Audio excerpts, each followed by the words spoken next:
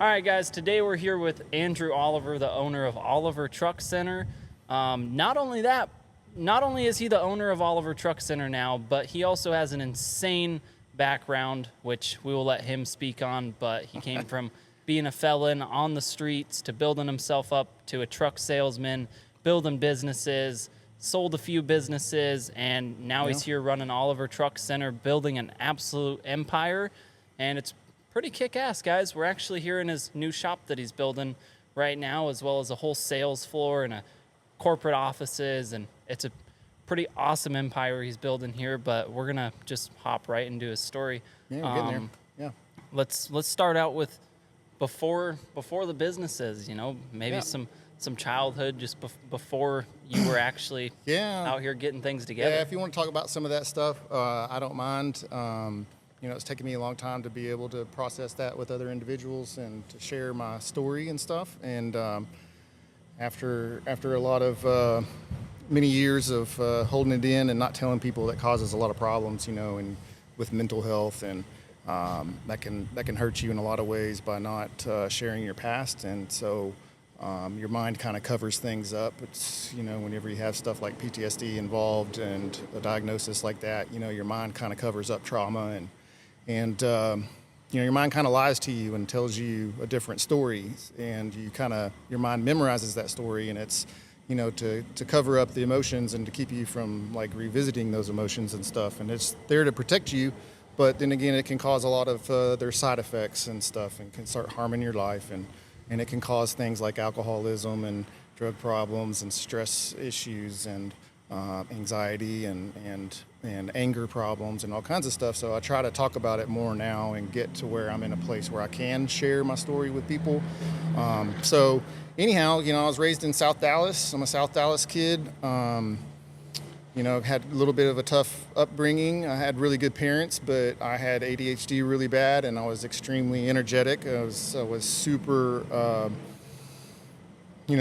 what you would expect from that diagnosis as a kid, and it was hard to manage and very rebellious, and got into be pretty big into the rebellious lifestyle when I was being raised. And so it was really hard to handle, and teachers couldn't handle me. I had a high IQ. I was a smart kid. I just couldn't pay attention in class. And so my parents moved us around a lot. That's another thing that was kind of difficult on me.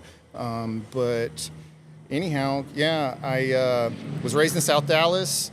My parents moved me away and back quite a few times, and they moved us to Little Rock, Arkansas when I was in 9th grade, and I got jumped into gangs there. I got beat up pretty bad the first 3-4 days that I was there, really bad, and then found out, after like day 7, 8, that at some point I was going to have to be jumped into a gang to get protection. I went to Dunbar High School. Central High in Little Rock, Arkansas. It was the first integrated high school in America. And I was the only white person there. And so that caused some problems. But ended up having to jump into some gangs when I was a young kid to get protection. I moved back from Little Rock after a couple of years back to South Dallas. It got integrated back in the schools, and got kicked out of the, school that I was raised in for most of my life, and they wouldn't allow me to come back. And then I got kicked out of another school. I think I was kicked out of about 3 high schools total, and then I got banned from every high school in the region. And so I ended up moving out of my parents' house when I was 16 years old, and got to where I was dabbling in selling drugs and going down the wrong pathway to try to get success in life. And I was chasing the fast money, but by 16 years old, I was already pretty heavy in the drug game, and was taking care of myself, had my own house, had my own, rent payment every month, paying electricity, phone, water, all of that stuff, and had a couple of cars and car payments. And so I grew up really fast. At about 16, I did get homeschool, and I had books shipped to me, and homeschool was new back then, and I did homeschool from my house when I was living that lifestyle. Ended up graduating with a regular diploma, so that's good. I've never been to college. I've never done a single hour of college. And when I was 11 years old, my dad gave me all of his recording equipment from the 60s. And my dad, can play a lot of instruments fluently, and was into, music and all of that stuff. And I had a passion for music as well. And I started recording with my dad's equipment when I was 11. I wanted to be a recording engineer really badly. That was my life's dream. And so I had somewhat of a good path, but I just didn't have anybody to really kind of guide me. I was just so rebellious and rambunctious and hard to deal with that everybody gave up on me at a really young age, and rightfully so. I would have given up on me too. They had every right to do that. So my dad is in no way a bad man. He was a great man and raised me well. I had some issues, and so anyhow, wanted to be a recording engineer, of course, but I got into this bad lifestyle. When you're 16 years old and you're raised pretty poor, when you make more money than your parents do, it's hard to kind of stay under their roof, like when they want to put the thumb down on the rules and everything and regulations of the household. When you're making $5,000 a week, it's really kind of hard to want to live with them anymore. So anyhow. What sucked you down that route? You go from wanting to be a recording engineer, doing your thing, and then you get sucked into selling drugs. What brought you into that? Was it just you saw the money in it? Yeah, I saw the money in it. I was just really poor, and I took the easy way of trying to make money for myself, and I wanted to make money at a really young age, and I think I was just extremely ambitious. And I was too ambitious. My ambition was up here, my ability was down here. And so if I wanted to cut the ability part out instead of going to college or still to go in the recording engineering route or any of that kind of stuff, I was able to make a lot of money really fast with that type of lifestyle. And it's just really hard to say no, And so that was kind of my trials and tribulations there, but, moved out at a young age, did my homeschooling, got my diploma. I still wanted to go to school for recording and engineering, and I've picked out a school called Full Sail in Florida, and I was wanting to go to Full Sail, so I booked a flight, went and partied in Florida for a little while, and then I went and toured the campus and made a lot of good connections in Florida to make money off of, and would make money off runs out there, but found out, how much it would cost me for my 2 or 4 years at Full Sail, how much the dormitories would cost or how much my housing would cost, and I got up that total amount, and then I came back to Dallas, and I was going to go the wrong route to come up with the money to be able to go to college. And so that's why what happened to me, and we'll get into that. But I was really, coming from a good place. I had a good heart. I was just going down the wrong path to get to the goal that I had. And my goal was to go to Full Sail, to go to college at Full Sail, to become a recording engineer. And so I had a friend of mine who lived in Laredo and had a truck dealership down there in Laredo. And I was raised by a friend's dad kind of a little bit after some time. My best friend, they had a dealership down in Laredo. So I would go down to Laredo and I would meet people down there and do some stuff down there and invest money down there and I would logistics and all that and started making money that way for my college education, and I ended up owing somebody a lot of money at some point in time, and then I ended up getting kidnapped when I was 19 I would feel comfortable saying organized crime. And I guess I can use the words cartel now. And so I was kidnapped by the cartels at 19, and then I was released at 21. And so I spent 2 years of being a slave for the cartels. Nowadays you call them cartels. Back then we called it the mafia. And so it's just a different way of explaining it. But so anyhow, I really went down the wrong path, and I ended up owing a lot of money. So my heart was in the right place. I was trying to do something good for myself. I was just really misdirected on how I need to get there. And I should have been talking to my parents, and I should have been trying to get scholarships, and I should have been leaning on someone else to help me. But instead, I decided at a young age to take care of myself, and I was really proud of that. And I just made some really bad decisions, and those bad decisions ended up with me, getting a hit put on my head. And then whenever I learned about the hit, I was approached by someone that I just needed to turn myself in. And I was either going to retaliate and do things the wrong way and get myself out of the trouble. And I decided that would not be conducive to my safety. So instead, I just turned myself in. So let's backtrack a little bit. Okay. how do you wind up in a position where you owe the mafia or the cartel a whole bunch of money that you can't pay back? Was it just a bad deal you got into? It was a combination of a lot of bad deals. It's kind of like a buildup, I guess you would say. First, I was making relationships. I was investing my own money in product and the logistics of bringing that product into different states up north from Laredo, into crossing over and then making my investments on the other side, and then seeing the loads come across that way. And then I got into, they really like to, front you product. And so once I started to try to scale, what it was that I was making, they started offering me kilos of cocaine and whatever else I needed for these loads and these connections in other states, and I started getting it on the front system. And then once you start getting on the front system, it's difficult to turn your product and get the money back to them in a timely manner. I had a few good loads and a few good runs and a few good successful business transactions, but once you start coming back and you owe them a little bit, you owe them a certain amount and you don't pay it in full, but you have a little bit of a balance, then they go ahead and front you more, and you go on another trip, and then you come back and you have a little bit of a balance, and that balance kind of starts catching up with you. And then I don't know if you know about the drug world very much, but drug dealers rob drug dealers, and that's just a thing. That's something that you always have to be watching out for, is somebody else robbing you and stealing your product, and that's just a thing. That's part of the business. And so I've gone through a couple issues with that, and the next thing you know, I have a really big debt. And I kind of disappeared for a little while, and they found me, and when they find you, it's serious. So how does that, so you said after you're in debt with them, you end up, hearing that you have a hit put on your head, Yeah. and you just go turn yourself into them, and I turn myself in. I mean, what do they do with you from there? You're a slave, whatever they say. And so You gotta like live in their houses, or houses, safe houses, down south, other side of the border, this side of the border, safe houses mainly. I ran and operated safe houses. I collected debts. I was muscle. I was a lot of things to them, and it's a lot of stuff that I'm not proud of and I don't like talking about very much. And I still to this day have an issue. You can hear me, I'm getting a little wobbly, like I have an issue talking about this stuff. There's a lot of trauma that has happened to me in my life, and I'm not a victim, dude, so let's not get it twisted. I'm not sitting here playing the victim card at all. I mean, if I wouldn't have gone through that trauma, if I wouldn't have gone through all that pain and struggling, I wouldn't be the man I am today.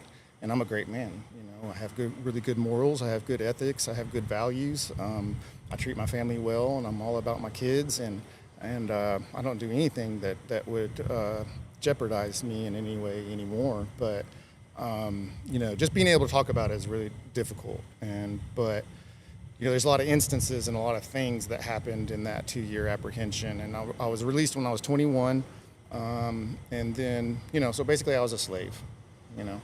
So logistics. I learned a lot about logistics. I learned a lot about being muscle and collecting debt. And I would either be dropped off somewhere with someone that they fronted a big load to, and I was there to provide security and to make sure that money is returned the way it's supposed to be returned and delivered, or I was used as a mule to cross things over the border, or I was used at a distribution center to consolidate loads from semi-trucks, or I was used to ship or supply logistics support for bringing product from the border all over the United States, like Indianapolis, Chicago, Atlanta, you name it. That's just kind of what I was forced to do. And but anyhow, I was released when I was 21 years old. I was really trying to. What's that? Obviously being kidnapped by the cartel is a huge deal. How do you get out of that though? You live your life for 2 years worried you're about to get shot in the back of the head, every day. And so being aware of your surroundings and always being hyper vigilant, and that's a form of PTSD afterwards, is hypervigilance, and always trying to make sure you're in a place where you're not going to get hurt. But after time, I started getting really upset that there was just no end to it, and I'm like, hey, my debt is this amount. Like, every time I do a load or every time I do some work, you're not telling me how much you're deducting off of my debt. So after a year of just doing anything and everything I was told to do, after that year, I started keeping a log, and I got kind of with some higher ups, if that makes any sense. And I had a one-on-one conversation, and ended up getting an approval to keep a log. And then once we started keeping a log, then I had like light at the end of the tunnel, because I was like, I'm not going to do this the rest of my life. I'm here, I'm down, I'm about it. I'll handle whatever you need me to handle. Hand me a gun, give me whatever it is I need to do. I'm going to take care of this. I'm going to get out of this. But when you don't have a number or a date of when it is you're going to be released and a way to get out, then you kind of start getting upset. So I started getting real upset, and let's not get it twisted. I was a dangerous man, and they feared me too. And so you can't get it twisted like they're so badass that, no matter what, I'm going to do whatever they want me to do, because if they're using me as muscle to help out with people that are dangerous, well, then I'm going to become dangerous in the process. So at some point in time, game respect game, you're kind of fucking with the motherfucker you created here, So it got to the point where they were a little bit, hey, I started getting some respect. Right. Once you start doing jobs and you start doing things that take a lot of effort, if you want to use those words, they start respecting you more. And then whenever they respect you, they start fearing you a little bit. And then once you get that fear placed in them, then you can sit down and have a talk. And so I sat down and had a talk with them, and I put a piece of paper across the thing, and I said, look, I'm going to be getting out of this motherfucker. I ain't going to be doing this for too much longer, but here we go. This is what I originally owed. I said, charge the last fucking year to the game, but this next fucking year, we're going to be doing this, and we're going to be deducting, and I got approval for that, and then I worked my way out of it. But like I said, I had a gentleman who eventually pulled me out of the streets that found out that I did this, and he knew what my lifestyle was, and he knew that what I had gotten into. Like I said, only 3 or 4 people have known that this happened to me up until about 3 years ago, and 2 or 3 of them are dead, and there's only 1 more alive. So he even gave them semi-trucks to get them to release me, and they wouldn't, So I'm like, well, what about those trucks you're giving? You're not taking that off my debt? No, I got to work my way out of it. So this guy's trying to help you. He's trying to help me. He's trying to help you. He's like my second dad. So there's outsiders knowing that. There's outsiders that know. Only 3 people, 4 people that knew at that time that I was in. Even my dad didn't know, because I disappeared. I disappeared from my parents' life from 16 to mid-20s. I was gone. Like, they couldn't find me. Nobody knew where I was. So it's like nobody even knew. But anyhow, so I ended up getting released, and after getting released, my mind was kind of warped. Okay, so I just found out, well, you failed in life in the normal world, and then you've also failed in life in the underworld. And that's like kind of hard to come to terms with, that you're that bad of a person. You can't even survive in the underworld. You can't even become successful in the And so anyhow, I get out. I was released at 21, and I was just lost, and I wanted to be a recording engineer still, but it's kind of hard to explain. So I have kind of like a dual role, kind of a dual life that I led from 21 to like 29, and I can kind of explain a little bit of that stuff. But so my hopes and dreams were shattered that I couldn't go to school for recording and engineering, but I had a lot of knowledge, and I was really good at physics, I was really good at physical science, and I was really good at science. I was good at audio and somewhat video, but not really, but audio was like my thing, And so got out at 21, now my mind's a little bit warped. I kind of stayed in that lifestyle because now I've been programmed, if that makes any sense. And so I kept going down the recording and engineering route. Ended up going to work for Guitar Center, and then I also worked for Mars Music, and I was trying to rehabilitate my life, but I still had 1 foot in that gangster lifestyle. And so I was still, now I'm connected, so when I get out and I'm released, not only am I released and free to be able to live out my dreams and my regular lifestyle, but I was also connected. And that wasn't good, so I kind of continued that lifestyle a little bit. But I also started working at Guitar Center, started working at Mars Music. I ended up working in their recording department. I'm trying to rehabilitate my life best I can. It's really hard when you have that programmed lifestyle. And so I started working in the recording and engineering departments. I got on their build team. I started selling and installing recording studios for a living.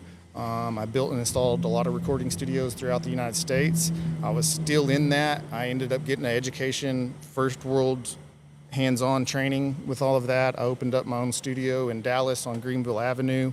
I left those music stores that I worked at in their recording and engineering departments. I left those stores. I quit building and installing recording studios, and I opened my own recording studio. So Mars Music ended up going bankrupt, and when Mars Music went bankrupt, the state came in and took all the equipment, put it in the middle of the store, and I was the one that was in charge of putting the prices on everything. So I got probably like $125,000 to $150,000 worth of recording equipment for my studio at pennies on the dollar. You know, like a $15,000 Pro Tools rig I got for like $1,000. You know, and then I just built my recording studio with the equipment that I bought from Mars Music. So I owned and operated a recording studio for a while on Greenville Avenue. That recording rock star lifestyle, you know. Music and the rock star lifestyle and drugs kind of go hand in hand, you know, and I had rap artists banging on my door at 2 a.m. I lived behind Arcadia. It was a club. My recording studio was right behind Arcadia on Lower Greenville, and so people would get out of the clubs and they would want to record at like 2 a.m. So my first son was born in the studio. His crib was right next to Questlove's drum kit, actually, that I bought. Actually, we leased it for an Erykah Badu concert or some shit. And so my son was born in a recording studio and was raised in that studio. And the rock star lifestyle started getting a little bit hectic. And so ended up closing. So the man that I told you about that knew about my kidnapping, that sold semi-trucks, my best friend's father, he saw something in me, and he was wondering what I was up to, and he had this idea that I don't know what came through his mind and why. He's the best man in the world, man, like a second dad to me. But he approached me. He came to my studio and sat down with me.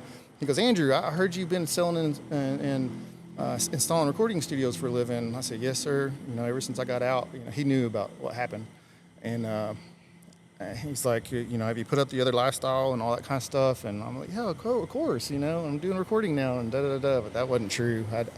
I was still doing stuff. You could kind of say the recording studio was a front for the operation, you know? And so I was kind of doing it, but not really doing it, if that makes any sense. I was really good at it, but it just didn't make much money. You know, it was $100 an hour is what I made in the studio. And, you know, to me, that's not a lot of money. But building and installing the recording studios was fun, and I made good money off of that. You know, $60,000, $100,000 packages I was selling. So anyways, Don comes and sits down with me and says, "Hey, you know, I heard you've been selling and installing recording studios." And I was like, "Yes, sir, I sure have." And he goes, "Can you show me any proof of invoices or anything? Can you show me that you've been selling things? Like, I'm just curious." And I was like, because he owns a semi-truck dealership. And I was like, "Yeah, man, for sure." And I fucking just, boom, there you go. I gave him a big old stack of invoices, you know, 160 grand, 20 grand, 100 grand, 30 grand, 80 grand. You know, I had a couple years worth of invoices there, and he was impressed. He was like, "Oh, shit, you've been doing it, huh?" And I was like, Yeah, I'm in sales, I guess you would say, but I've got my own studio now, so I'm just doing recording." He goes, "How's that going out? How's that going for you?" I was like, "Honestly, it's kind of terrible. You know, I'm making good money, but I got, you know, rent and overhead, and now I've got this new baby in the house, and people are knocking on the door at 3 a.m. wanting to come in and record, and, you know, it's just, I don't really like it very much, you know." I was like, that was my dream my whole life, and then I finally have accomplished it, and then I found out it doesn't make shit for money, and it's not that great. It's not everything that I thought it would be. You know what I mean? So sometimes following your dreams is good, but sometimes, you know, Following you find the money's out better. Yeah, following the money can be better. That's right. And so anyhow, I was enjoying doing the recording studio thing, and Don came in and sat down with me, and he saw my invoices, and he was like, "Man, you're really doing it." And I was like, "Yes, sir." And he goes, "You want to come?" He said, "I have an idea, and I'm looking for a certain type of person, and I'm wanting to make someone like one of the best salesmen, you know, for semi-trucks, and I think that you might be a good fit for me." He goes, "Here's my little salesman." I was like, "What?" He gave me a little small magazine called My Little Salesman. And back then, everybody did print ads for the sale of semi-trucks. I had Truck Paper, My Little Salesman, Commercial Truck Trader. Everything was print ad magazines. And he said, here's a My Little Salesman book. I want you to, if you have free time during the day, sit behind your desk, and I want you to call all these dealers in this My Little Salesman book. And if you find any trucks for sale, I want you to send it up to me at my corporate location. I just need you to find me some stuff. And I was like, all right, cool, on it. So anyhow, he leaves. I got this little My Little Salesman book, and I just get on the phone and I start calling dealers. And I'm like, hey man, I was just calling to see if you guys had any trucks for sale. I'm looking for some trucks wholesale. And yeah, I got this and I got that. And I'm like, oh, okay, cool. Then I'd sit there and write down all of the different trucks that I would find, like trade-ins, groups, packages, and all that kind of stuff. And I call Don and say, hey, Don, check it out, man. I got this guy that's got like 10 Freightliners. I don't know what they are, this, that, and the other, but, da-da-da-da. And then I call him. And then finally he called me on a Friday and he's like, hey, man, you need to come up here to my corporate location to come see me. I'm like, all right, whatever. So drove up to 635 and 75 and went in this big high rise, and he sits down with me and he's like, man, you're like really good at this. I'm like, what? He's like, you're already like putting deals together and making sense and this, that, and the other. How would you like to come work for me? I was like, doing what? He's like, selling semi-trucks. Well, little did he know that was like kind of my second dream. I watched him and his dealership. I idolized him. He was like my idol. He didn't know it, but he was my idol, man. Like he had a semi-truck dealership in our hometown, and I would go there on the weekends with my best friend, and I was involved with his family for many years, and they were kind of like my second parents, but he knew all the struggles that I was experiencing and never really kind of allowed me to be involved with the business, because I was a liability. And but he kind of had a change of heart, and he had this idea that he was going to find the biggest drug dealer that he could find and take them off the streets and teach them how to sell semi-trucks. And he had this theory that he could make a drug dealer, a semi-truck dealer, better than he could make just some Joe Schmo. And that was like his theory. That's like what he wanted to do. And it's like legit. And so I ended up working for his company. And they were an export company. They exported semi-trucks all over the world. And I ended up becoming a corporate buyer for his company, and I was a corporate buyer for semi-trucks for about 4 or 5 years with them. And he took me under his wing. He took me off the streets. He dusted me off, man. He gave me a lot of confidence. He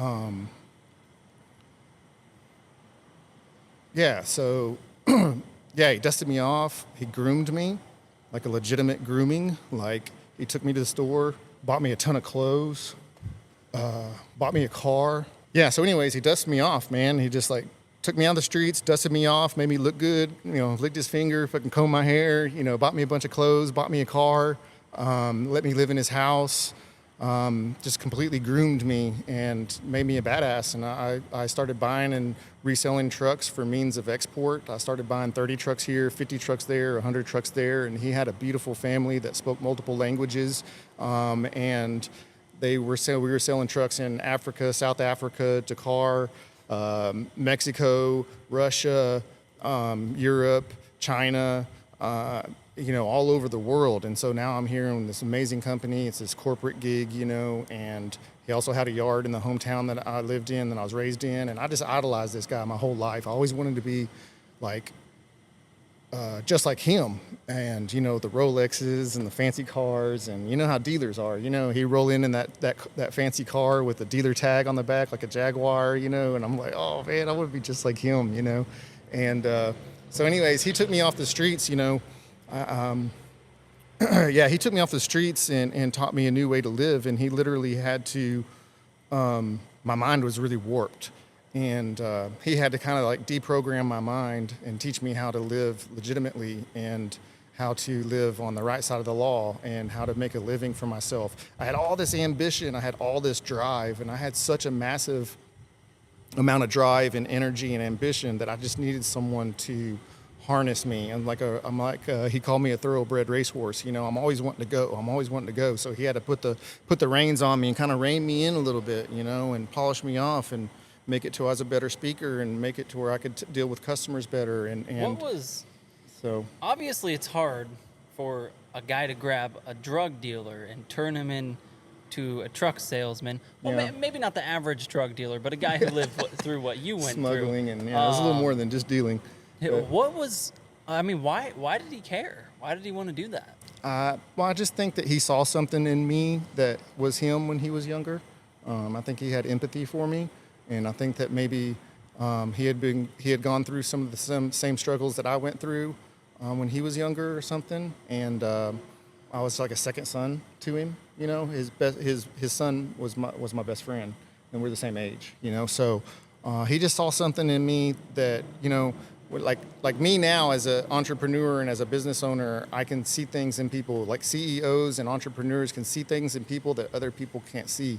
That's a skill. There's intuition and there's a gut feeling, and being the skill of being able to see something in someone that they can't see in themselves is a skill. And he had that skill, and he knew about me and knew I was a hustler, and he knew I was extremely ambitious. It's just, you know, I needed somebody to kind of rein me in a little bit. So he started using analogies in the drug world, in the smuggling world, and applied them to semi-trucks. And, you know, he would kind of break it down like, you know, if you were to have this kilo of cocaine, Andrew, and you were to break it down into this many, you know, ounces and this many grams and sell them, you know, this, that, and the other, he would say, okay, well, I buy 100 trucks. It's the same thing as a kilo. And he would do the math. And I mean, it mirrored each other perfectly. And to translate that lifestyle into a legitimate sales type of lifestyle, like, was so cool. I mean, it was like the coolest thing in the world. So and I really started grasping it. Translating drug world to truck world. To Yeah, kinda that's how I help you. learned how to sell trucks, is by taking my warped mind and making sense of it and defragmenting it and applying it. The same principles, the same, everything is the same economically, and it's just what a different application. They're just two different applications. So he got me over into that good side, you know, and I became really good at it, and I was enjoying it. I loved it. I ended up getting myself in some trouble and falling from grace with him, which was really difficult. I was still doing the bad things every now and then. You know, like if I wanted a new car, if I wanted something special, I would kind of go back into calling my buddies and doing some things, and still connected, you know. So I slipped. I think And I slipped and fell from grace with him a little bit. You think? Well, I guess for the audience watching, I just want to touch on that real quick. How important that is to realize that, for one, it's never over, and two, Yeah. you're never too late to change, right? That's right. Andrew here took his drug warped mind, not because he was doing drugs, but his mind that was set on selling drugs, and was able to take that and manipulate it and shift it into being able to sell semi trucks and pull out of that lifestyle. Of course, he had a helping hand, but Yeah. you know, on one hand, he could have retracted and just said, "No, I mean, I'm a drug dealer. It's what I do. I'm screwed." You know. Yeah, I That's could have what I've gone been beaten into. down the So, wrong path even further. Yeah, I would. There's no place but death or prison in that lifestyle, and I knew that. You know, he knew that too. And so, anyways, I fell from grace a little bit. Ended up getting popped by the feds and put on probation, and that was the best thing that could have ever happened for me. I got put in jail, and they couldn't find me, and I ended up getting out, and I had to go straight up to his office and sit down with him and explain to him that I just got popped. That was the hardest thing I ever done in my life. To sit there and explain to the person who's trying to help you, who's trying to get you off the ground, that you slipped and you messed up. It's really difficult. And so anyways, that happened, and there's some moving parts there to try to figure out what to do with me. And anyhow, I was in between Dallas, and I had gotten remarried. I had gotten married, and my wife that I had my beautiful son with, Booney, my wife at the time, her parents lived on a ranch down south on the U.S.-Mexico border, and I was driving 8 hours from Dallas, you know, down to the ranch on the weekends, and I had to no longer work at the company with him because of this. We both just made an agreement to each other that, you know, I wasn't fired and I didn't quit. It was just I had a lot of court cases that I needed to go through from that time moving forward, and so I went down to the ranch and I hid at the ranch, and I was going to flee to Mexico. Really bad time in my life, it just all came crashing down on me. My whole lifestyle came crashing down on me, and I messed up, but I had this new skill that he taught me, and I had to sever our relationship for my safety and his safety, and I had to stay down at the ranch for a few months while I'm going to court. And I think I stayed at the ranch for a year going through federal court cases, and I thought I was going to prison for 10 years.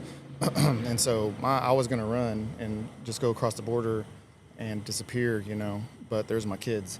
And so I couldn't wrap my head around that, and I wasn't going to live that lifestyle on the run the rest of my life. So I decided just to take my lashing and my discipline. And my last court case was, I don't remember what date it was, but they gave me 7 years of federal probation, and I moved down to San Antonio, Texas, because it was in between Dallas and my wife's family's ranch.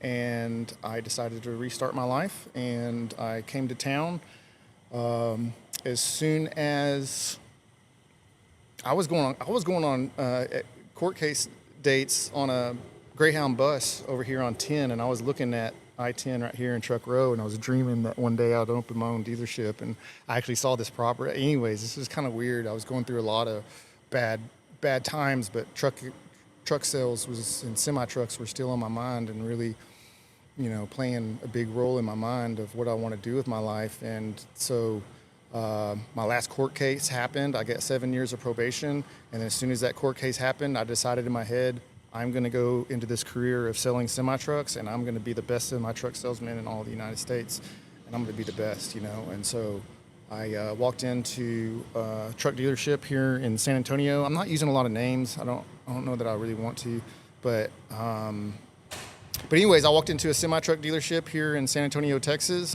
Anyhow, I get put on probation, and that was the best thing that ever happened to me in my life. That saved my life, and that is being put on federal probation for 7 years is what made me a millionaire, literally.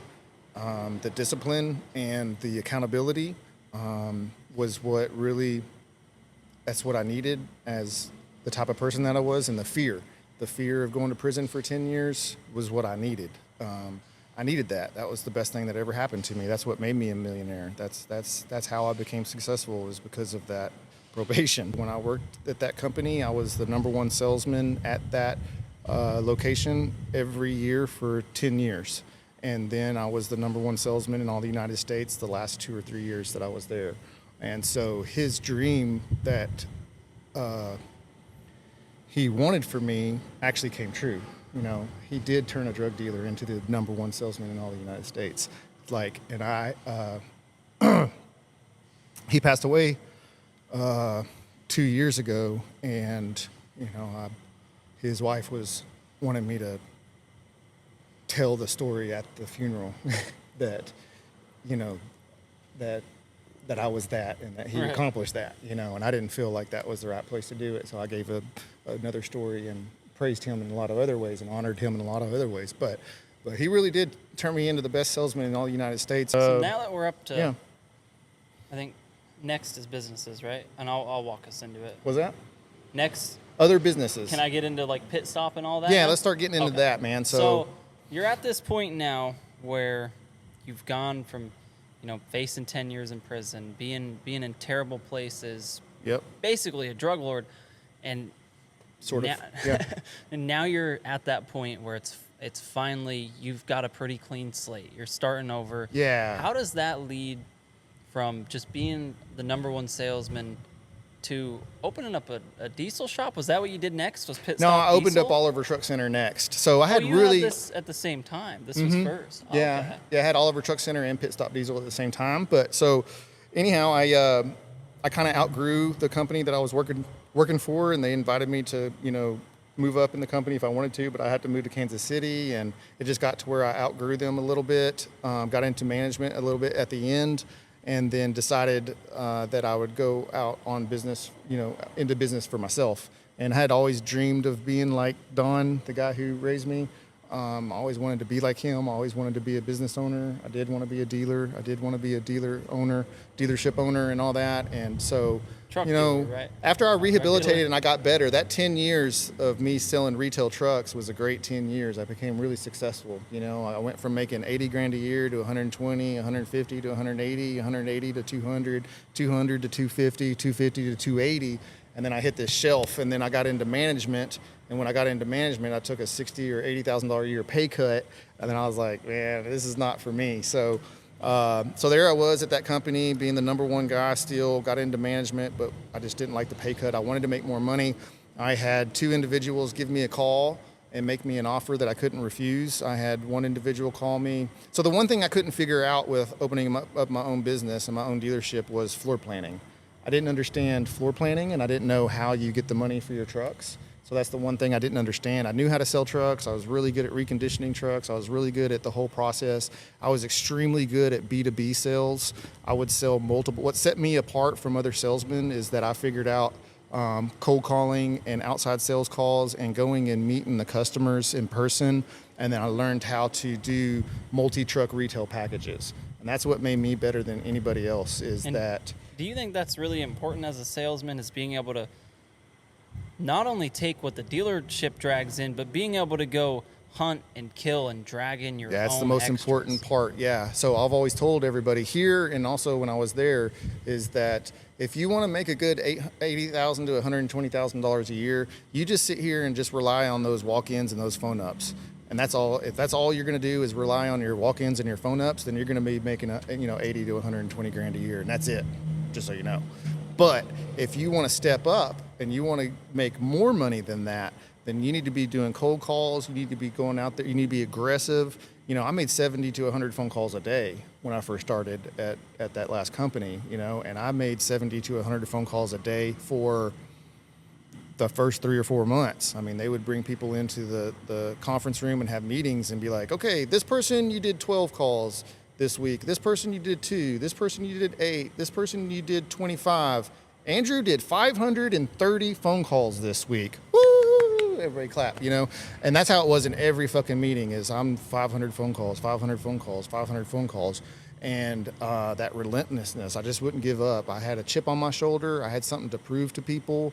I was trying to prove that I wasn't what it is I was certified by the state as, and I just wanted to be something better, you know? So I really embraced truck sales and became a master at it. I really was a master at it. I'm still a master at it, but you know, to master something, you have to have 10,000 hours at that craft, you know? When you're making a samurai sword, you know, the samurai sword is built by 4 or 5 different people, and each person that touches that sword is a master. So you have a master of the handle maker, you have a master of the blacksmith, you have a master of the sharpener, you have a master, you know, it goes through every single one of these masters, and then the final product is a beautiful katana, you know. And so I learned how to master the semi-truck sales really good after about 10,000 hours, you know. So 10,000 hours is about seven years, you know, 8 hours a day, 5 days a week, you know, 4 weeks out of the month. And if you do the math, you know, that's about 7.5 years. So you become proficient at around 3.5 years. But once you've done something for 8 hours a day, 5 days a week for, you know, 10,000 hours, now you're a master.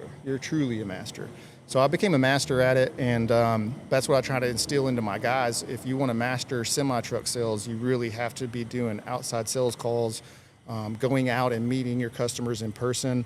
And that's what set me apart from other salesmen is everybody else would just depend on the walk-ins and the phone ups. But me, I'm making 100 phone calls a day, and I'm going out there and doing outside sales calls.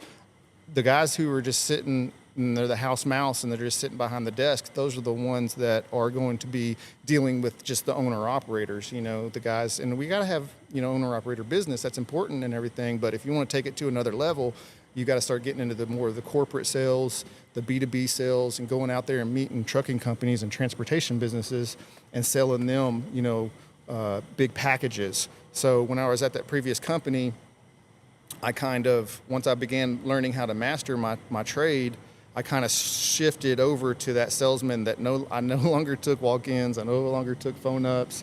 I was always waiting for wire transfers. I didn't do financing for people.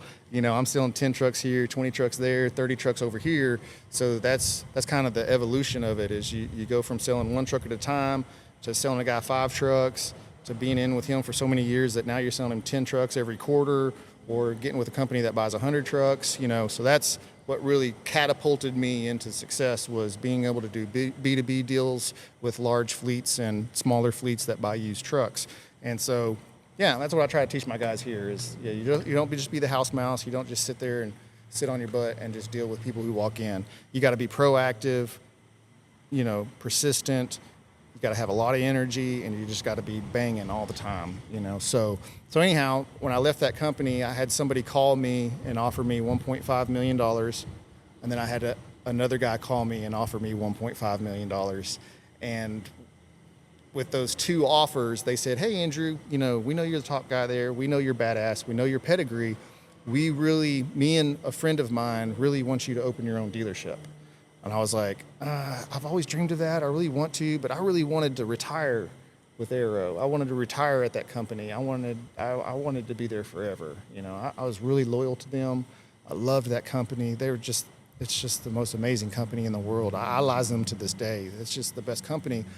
But when you're sitting there and you're selling trucks and now you're making 80 grand a year, less than what you used to make in management versus sales, and you have $3 million in your back pocket, your mind starts turning. And I started thinking about, oh man, I think I can do this. And so I started processing this with some friends of mine and other people and acquaintances, and just trying to figure out what I want to do. And I got a lot of, no, you shouldn't do it. You're doing so good with what you're, but I have the amount of ambition that I have is just huge. And so I had this much ambition, but I had this much ability. And sometimes you can have so much ambition in your life that your ability does not match your ambition. So you got to get to a point in time when you're building up and becoming a master, a point in time in which your ability finally kind of levels out with your ambition. And so I was kind of halfway there with my ability at that time, but I had huge drive, huge ambition. So I wanted to open my own business. I went into my branch manager, who, by the way, works for me now in Houston. He runs my Houston branch, amazing man. And so I went into my branch manager at the time, or actually no, he had left the company. He was running a different branch. Sorry, it was a different branch manager. But I sat down with him and said, hey man, I'm wanting to open my own business. I really don't know what to do here. I don't want to get myself in trouble with you guys. I really love this company. I love y'all, and I want to be successful, of course.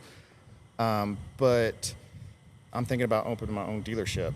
And his eyes just kind of bugged out, and he kind of looked around and was like, oh my God, what do I do with this? Because we have letters of non-compete that I had signed, and legal, there's legal issues with that come with that. So anyhow, I said, hey, I'm wanting to open up my own dealership, but I don't want to burn my relationship with you. I want to keep the bridge open so that if I was to fail, I want to have my job back. I don't want to protect myself, because you never know. I was scared. I don't want to go out of business and fail, and not, I wanted to go back to the company that I love so much. And that didn't go over very well.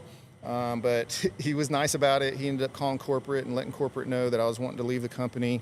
Then I get a call from the president of the company, because, I'm the top guy and they don't want their top guy leaving.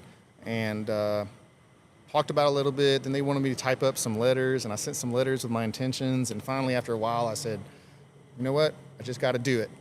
I had $900 in the bank and a $2,300 commission check coming, which wasn't very good at the time. So I left the company with $900 and a $2,300 check coming. I went downtown. I told him, I'm officially out. I'm tired of going through these processes of y'all, just please give me a job if I leave or whatever. So I finally quit. I went downtown. I got a high-rise executive office at One Riverwalk Plaza, and I rented that office space to start my business, and I had a 6-month lease. So I started my business in a high-rise downtown San Antonio on the Riverwalk. And so And where were the trucks at that you were selling? Well, I can explain all that. So I got my wholesale dealer's license. So there's 2 different types of dealer's licenses you can get. You can get a retail dealer's license, you can get a wholesale dealer's license. I got my wholesale dealer's license. I thought that if I was doing wholesale, I was not in competition with the company that I used to work for, and that wasn't true. Well, it was true, but that was my little way of justifying it, the letter of non-compete. So anyhow, I'm in the downtown office. I'm calling every day, trying to put deals together. I don't have a yard yet. I just have my wholesale dealer's license. And here comes the lawyer letters. Here comes the letters from the lawyers. They kind of came after me. And so they said that I can't be in business within 60 miles of the previous company I worked for or within 6 months, and that they were suing me, So there was a letter of non-compete. I was up there doing wholesale deals, and I said, well, my argument was, I'm doing wholesale business. You guys are a retail dealership. I'm not in competition with you, and they begged to differ on that. So ended up getting on the phone with the president of the company that I used to work for, and me and the president of the company revised a new letter of non-compete that stated I could be in business within 60 miles and within the 6 months as long as I did not confer with any of my current retail customers. And so signed the new revised letter of non-compete. And as long as I did not confer with any of my current retail customers, that they would assign a corporate buyer to my account and that I could sell them trucks. So that company actually helped me start my business a little bit. So they became my biggest customer. And so I started selling them trucks on the wholesale side, and I wasn't doing any retail at all. So these two gentlemen that offered me the $3 million in floor plan money said they had the date memorized that my letter of non-compete would run out after 6 months. And I got a phone call. So now I hired my first employee, and he would help me with my books and with title work and all that kind of stuff. I'm doing really good wholesaling trucks. I'm selling 30, 50 trucks a month, just kicking butt and no overhead. It was a dream. I was doing really, really well for myself. And it was called Oliver Truck Center, and that was my wholesale dealer's license that I was using. And then one of those guys, transport driver, called me when I was in the high rise and said, hey, buddy, I got about 12 Peterbilts I'm delivering to your location. Where's your yard at? I was like, wait, what? I was like, Ricky, did you order any Peterbilts? No, I didn't do anything. Did you say yes to an invoice and not tell me? He's like, no, I swear I didn't. I was like trying to figure out who did I say yes to on the invoice for 12 Peterbilt 389s, and I couldn't figure it out. So I called the guy back, I called one of my friends, one of the guys that lent their hand out to me with the $3 million, or one of the $1.5 million guys. And I said, hey man, did I sign an invoice with you on some trucks or something, some 389s? I just got a phone call from a transport driver that said he was dropping off 12 389s. And he goes, oh yeah, those are my trucks. He kind of laughed. And I was like, well, what are you doing? I said, I don't have a yard. He goes, sounds like you need to get one. Boom, hung up on me. Yeah, so he kind of sent me 12 trucks, and now I'm like, oh my God, I don't even have a yard. I'm in this high rise. And I looked and I was like, oh my goodness, it's the date that my non-compete ran out. He had it memorized. So he sent me 12 trucks. There's a $60,000 truck times 12, that's 600, 700 grand. And I was like, oh my gosh. I was like, what am I going to do? And I was like, it's really good that somebody's sending me some trucks because I could sell them. It's like, but I'm a wholesale dealer. I don't even have a retail yard. Well, my letter of non-compete ran out. So I jumped in my car, hauled ass down here to San Antonio on Truck Row here on I-10. And I started looking for leases or places that I could rent to store some trucks. And I was kind of on the fence. I was already making a lot of money on the wholesale side. But I went down 1516 on a side road, and I went to the right, and there's this old mechanic shop that had been there for years, and I knew it was a struggling business. It was called Pit Stop Diesel Service, and I remember going in there and trying to add them as an account to recondition my trucks for the previous company I worked for, and they were so ignorant and retarded that they couldn't even call me back, and I was a $50,000 a month account, like a really bad shop, and I knew this manager was bad. But anyways, I walked in and said, hey man, I've got 12 trucks on the way. I need somewhere to store them. Talked to the owner, and he said, yeah, you got 12 trucks coming? I was like, yes, sir. He goes, well, I got 10 acres in the back. You can go ahead and roll them up back there. He goes, I'll do you one even better. How about you can have this whole front line right here. You can hang your dealer's license right here in this lobby, and you can have that office right there for free. And I was like, what? I was like, for free? He was like, yeah, for free.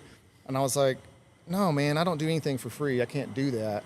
I said, but I will take you. He goes, it's for free as long as you use my shop to recondition your trucks and pay my shop to recondition your trucks.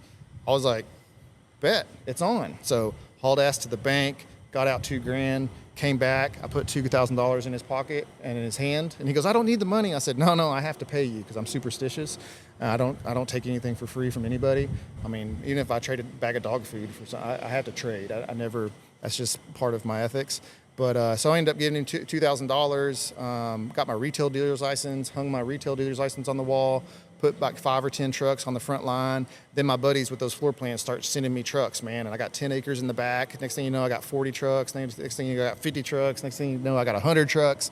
And then I started doing truck paper ads, and I started going out to retail advertising to the public. Then I started selling trucks. I started making money. And then the oil field boomed for the first time down here for the Eagle Fruit Shell. And when the oil field boomed, I kind of got rich overnight real quick. I did a lot of big deals, just lots of trucks in the oil field. Became an oil field guy, started learning pumps, started learning blowers, started learning crude oil tankers.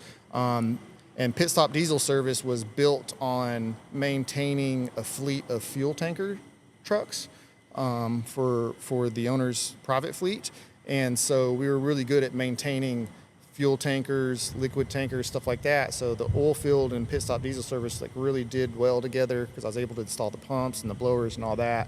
So I started specializing in truck and trailer combos, turnkey packages, trucks that had blowers or pumps on them with the hoses, everything turnkey to go in the oil field. So wait, what point did you end up owning Pit Stop Diesel Services? Yeah, so I did really good in the oil field, kind of got rich real quick, and then I bought Pit Stop Diesel Service after like 6 or 8 months. So 6 or 8 months of being there, I made a lot of money, and then I bought the mechanic shop. So when I bought the mechanic shop, it was a struggling business, and so now I'm a diesel mechanic shop owner, and I've never, I've got 10, 15 years of selling semi-trucks behind my belt, wholesale, retail, all that, but I've never owned a mechanic shop. So now I've got this new business, never bought a business before, don't know anything about buying businesses and rehabilitating them, but businesses are for sale for a reason, and that reason usually is that they're struggling. Most 9 times out of it's usually the reason. It's either somebody's retiring, somebody's dying, or it's just a failing business. It's one of those 3. But so anyhow, yeah, they were struggling, and I inherited a really messed up business, but I ended up trying to figure out how to plug the holes. I figured out where we were bleeding money, and started fixing and repairing the company. I started moving, firing this manager and hiring this manager, and too many chiefs, not enough Indians, figuring out how many mechanics you need versus, office employees and all that. And I started getting a niche to it. And then my corporate side and my relationship making side was able to get a bunch of accounts. I started reconditioning repossessions for finance companies, and I use a lot of finance companies to finance our trucks, so I have all these connections. So I started to specialize in reconditioning repossessions for finance companies, and it also gave me free inventory too. So I built the business off of maintaining fuel hauling fleets, maintaining oil field trucks. I would charge rent in the back of the property for truck parking, which was genius. I had like 5 or 8 fleets that would pay me rent every month. So like this fleet would pay me $2,000 a month. This one would pay me $1,500 a month. This one would pay me $3,000 a month, and each one of them had 10 or 20 trucks. So I just filled up the whole yard in the back, all 10 acres, with fleets, leasing part of my property.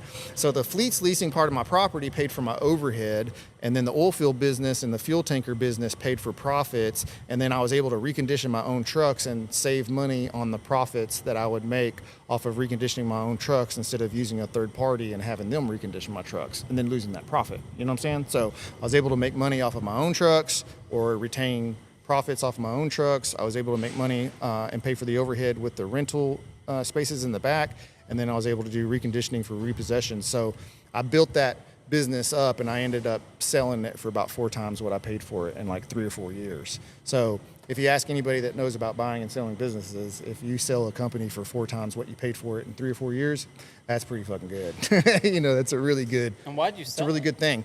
I wanted to get on to I-10. And also I was buying a dealership in Dallas.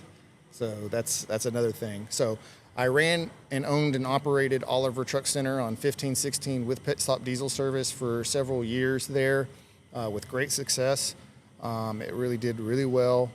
Then a dealership came available for sale in Dallas, and I was wanting to move into the Dallas market. My dream has always been to have three Texas locations, one in San Antonio, one in Dallas, and one in Houston. I'm still working towards that dream. I've had a lot of setbacks. I've made a lot of mistakes. I've had a lot of things happen to where I haven't been able to accomplish that dream yet, but I'm about to have a Fort Worth or Dallas location here pretty soon, so I feel very confident I'll have all three. But I was buying a dealership in Dallas with the money that I made off a pit stop. The deal ended up falling through. The man ended up passing away during the deal, and I wasn't able to close it. So I moved back here to San Antonio, and I bought this land on I-10 with the money from the sale of pit stop. So I lost a lot of money on buying the dealership that fell through in Dallas, but I made a lot of money off the sale of the pit stop sales so that I could buy the dealership on I-10, and that's where we're at now. You know, it's about 17 acres here, so we've got a really big yard. My dream was to always get onto I-10. You know, that was always my dream. I tried 2 or 3 times. It's really hard to get on Trucking Row. I don't know how to explain it. It's kind of political a little bit. It's all who you know, it's a who you know thing. You know, like when I was trying to move and open a Dallas location, in Dallas is really a who you know market for semi-truck dealerships. You know, all semi-truck dealers want to be on Truck Row, and the theory is that the money that one person pays for advertising is actually paying for your advertising, because you know it's all about location. Whenever you own a semi-truck dealership, you've got to be right next to all the other dealers. You know, like we're right down the road from Rush Peterbilt. We're next door to French Ellison Kenworth. We're right down the road from Peterbilt. All the different dealers here. Well, all the money that they spend on advertising benefits me. You know, all of their advertising dollars that they spend, when people go to look at trucks over there and they're being drawn in from their advertising, well, they're immediately going to leave there and come by here and see if I have the same type of truck or not. But it's reciprocal. All the money I spend on advertising, they actually get benefit from that as well. You know, so that's kind of what I knew about the semi-truck dealership business, was that I needed to be location. I needed to be right there with all the other dealers, because when people come to town from another state to buy a truck, they get here on Truck Row and they go look at that one truck, but then they look at the next dealers. They make their rounds, you know, so that's just how it works. So my dream was to be on I-10. Couldn't find the right place. It's kind of a weird story. I was at what happened, man? I was driving down I-10 and I saw this guy mowing the lawn here at this yard. And this yard used to be a Ritchie Brothers auction. And I saw that it was empty all of a sudden. And there was this guy mowing the lawn, and there was no sign out, but I was really like eager to get a new location. So I came up to the gate and he was mowing, and I was like, hey man, I'm looking to rent this place or see if it's available. Can you let me know, if I can rent it? And he was actually not just the lawn guy. He was somebody that was a representative for this location that was a land developer as well. And he was a partner of the owner of the land. And it's kind of a crazy story how I got this place, but he was also a crook and a fraudster, I found out.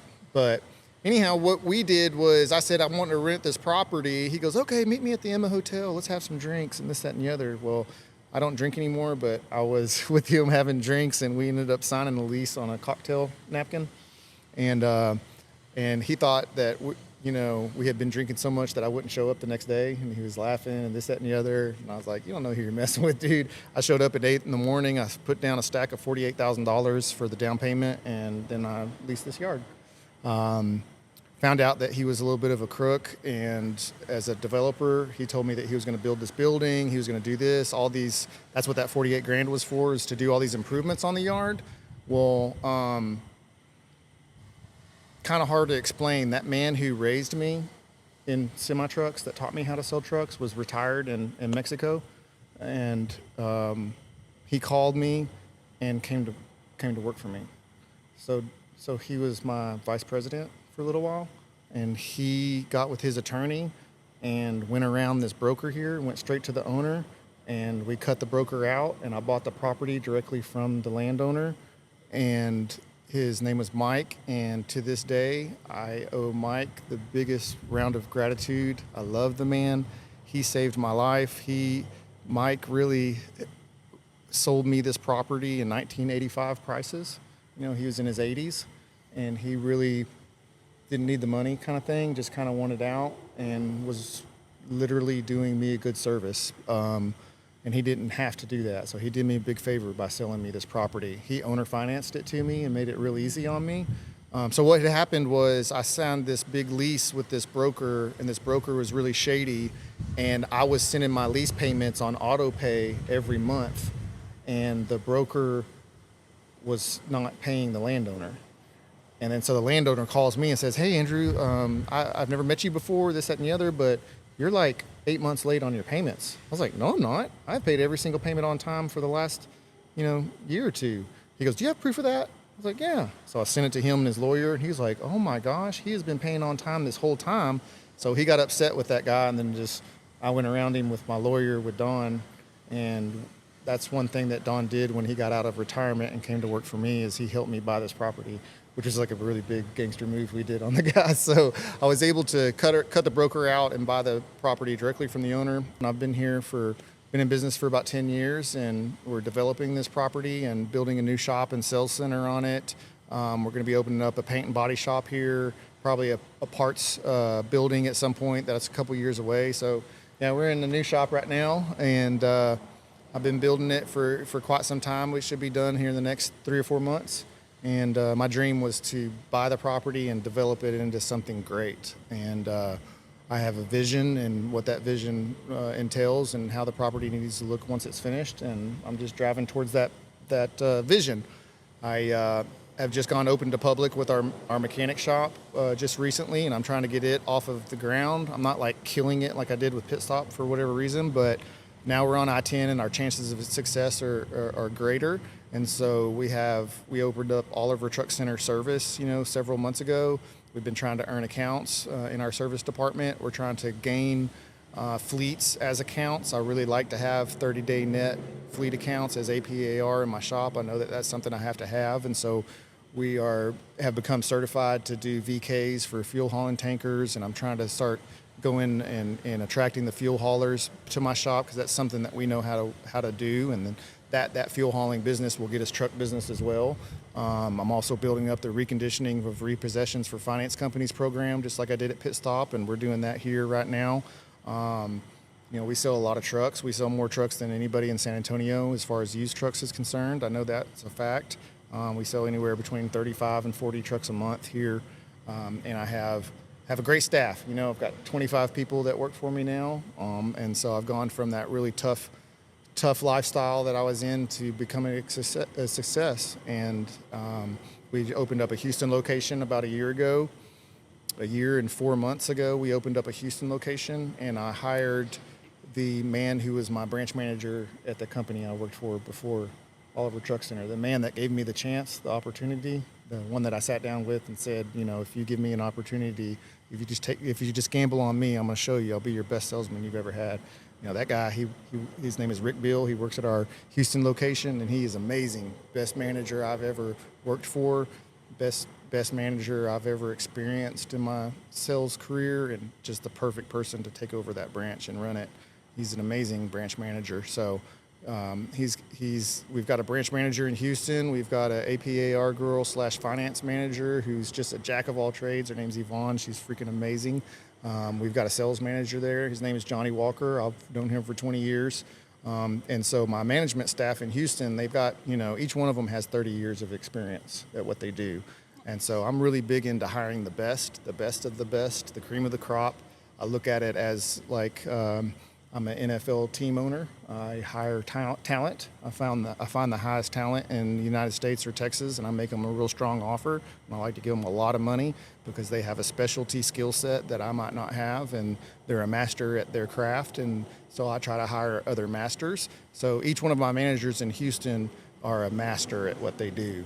Yvonne is a master at APAR, finance manager, title work, all of the stuff that she does. Rick Beal's a master of a general manager in Houston. He's been doing it for 25 plus years. Johnny Meyer is a master at semi-truck sales and a master at sales manager. He's been doing it for 25 years. And then I have about 5 salesmen there, and they're They're all kick-ass badasses, man. They're the best of the best of the best. And so we've been working on staffing that place properly to service the Houston area, and it's going really well. So right now we have Oliver Truck Center sales in San Antonio, we have Oliver Truck Center service in San Antonio, and we have Oliver Truck Center Houston. What's the best piece of business advice you've ever received? That I've ever received, it is exactly this.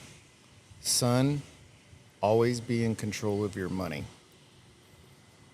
Always be in control of your money at all times. If you're a business owner, don't at some point hire an accountant or a CFO or a bean counter or somebody who is in charge of your money and give them all of the control of your money. Don't ever let someone take 100% control of your money and then step back and then not be watching it at all the times. You always have to be in control of your own money at all times. Even if you have an accountant, even if you have a CFO, even if you have anything like that, somebody that handles your books and your bank accounts or their riders on your bank accounts, any of that kind of stuff. Don't ever give full control over someone else making decisions with your money other than you. Always control your money yourself.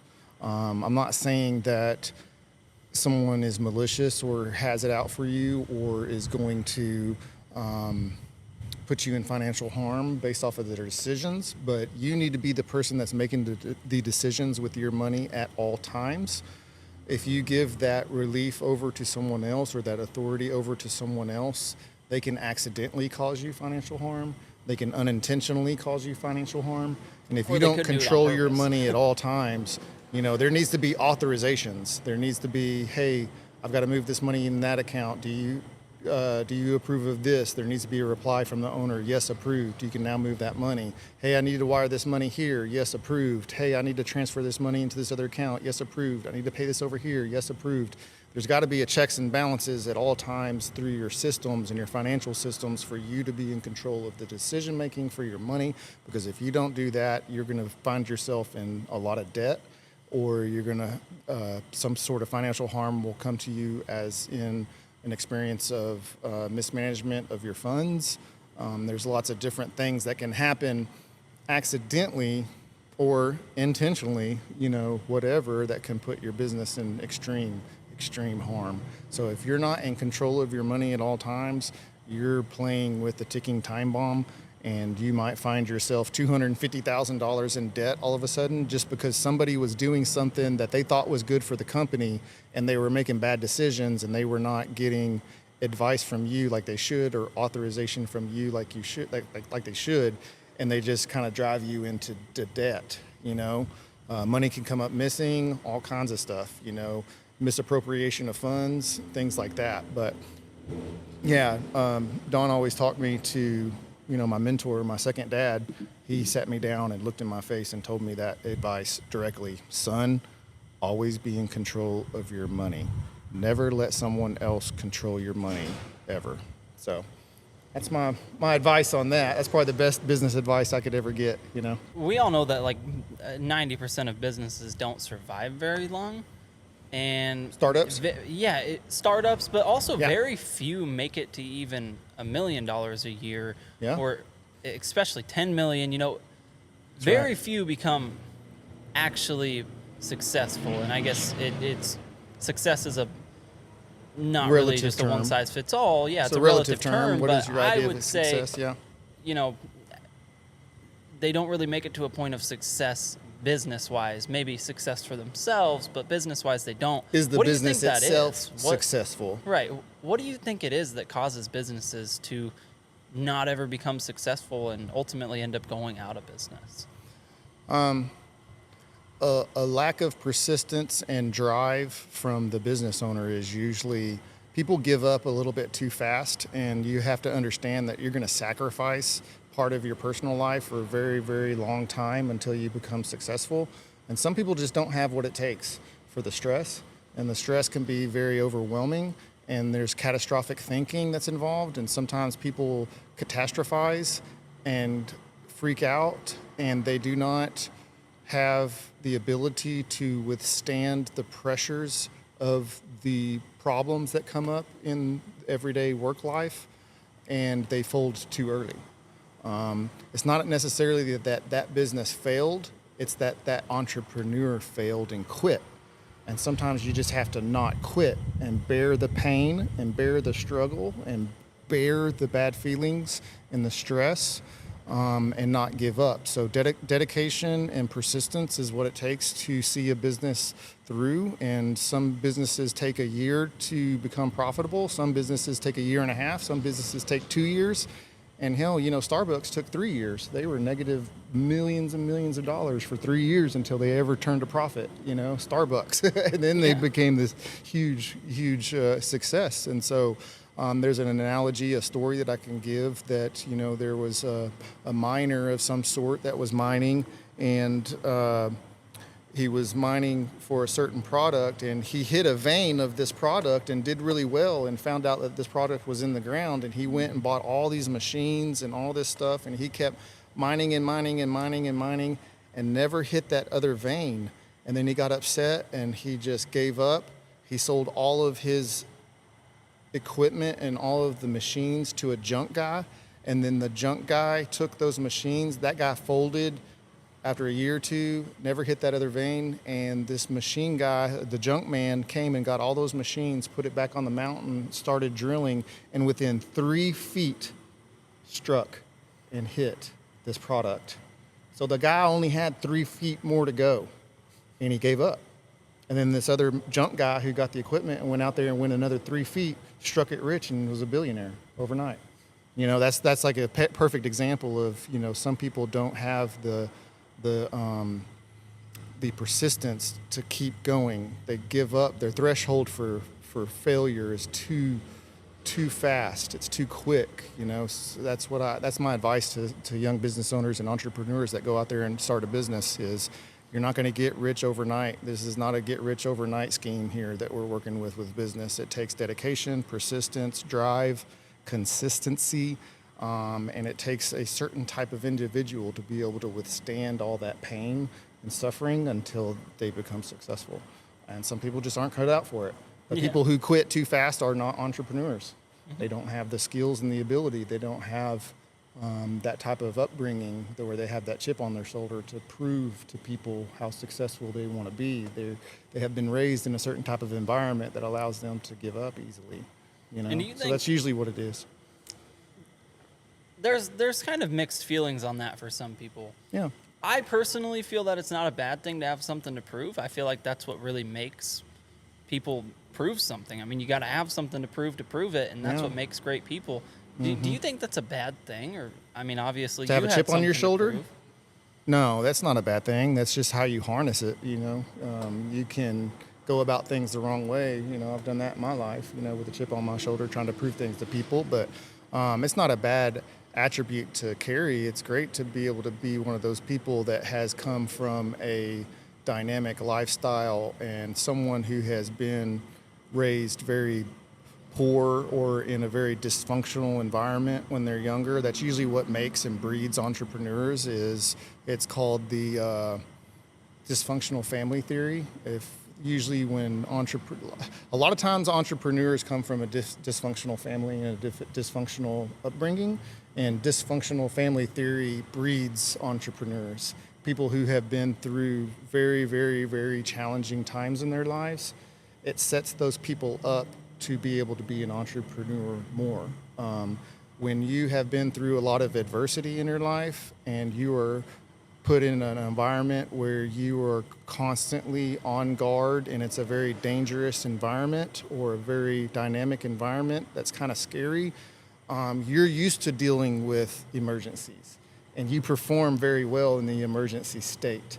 And so when things are very catastrophic, everyone else who's been raised in a normal lifestyle or been coddled or had a very good upbringing, they tend to not perform well in those environments. And so the dysfunctional family theory is that you're able to perform very well in extreme situations. When everybody else is freaking out and panicking and not knowing what to do, you're that dude that's sitting there going, all right, guys, this is what we're going to do. Here we go. Everybody stay calm. We got this. It's going to be all right. come on, guys, we're going to band together. Now we're going to do this. We're going to do that. You go over there and do this. You do this. We got this, guys. There is not a problem here. We are going to succeed. We are going to take that heel. Come on. And a good leader, will lead people into success in very dynamic situations. And so that's kind of how I feel about that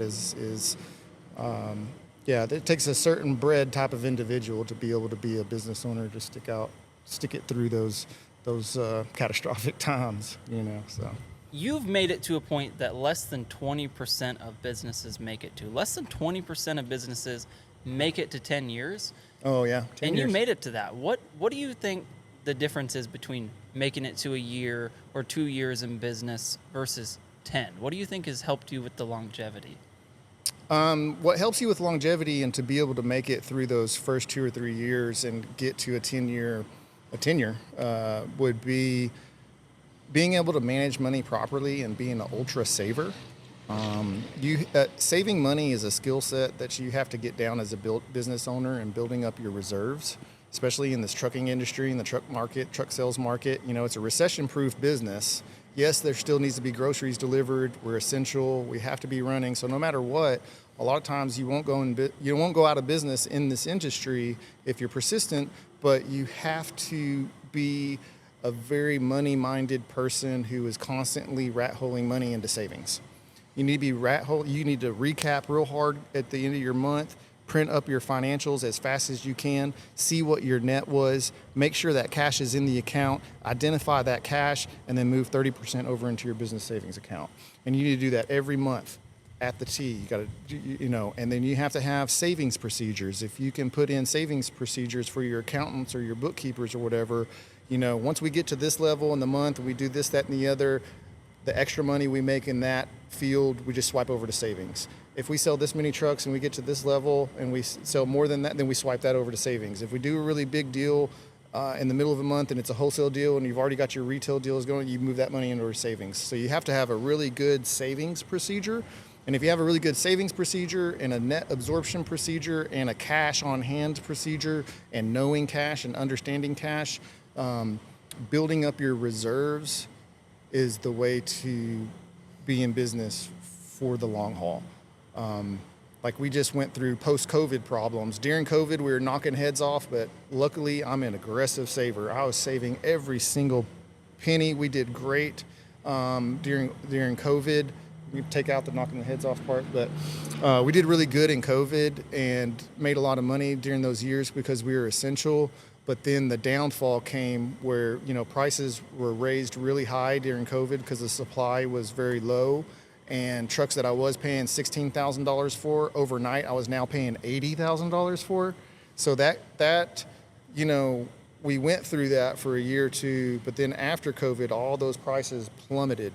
And when they plummeted and they went from $80,000 back to $20,000, now I have trucks that I can only sell for $30,000 on the yard, but I owe $80,000 to the bank.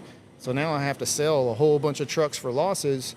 Well, good thing I was an ultra saver, because if I would have gone through that downturn and not had a lot of money in savings, then we would have gone out of business.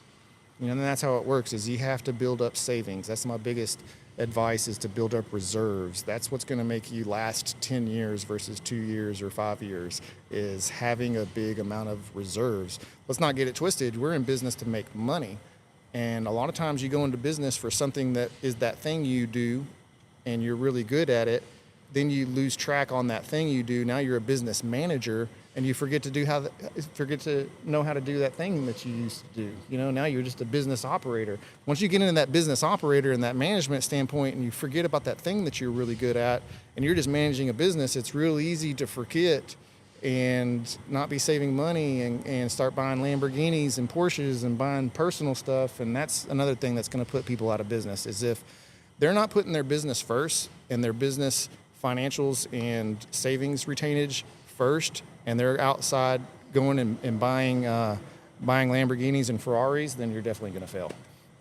If you're taking too much personal and you're trying to benefit yourself personally with this company money and all that, and you're not saving money for your reserves, then yeah, you're definitely going to fail. So you started in 2015.